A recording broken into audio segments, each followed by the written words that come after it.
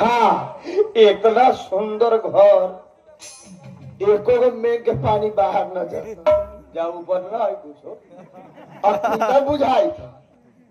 आबरा बजलो मेरा रू करिया का पिंड कहलो दो तीन गोरा फिर ले रही टूटल समियाना टंगाए लग बढ़िया भाई ऐसा व्यवस्था कमजोर व्यवस्था बुझाई दुआ तब भक्सिया रखल कि ना हो सुन ला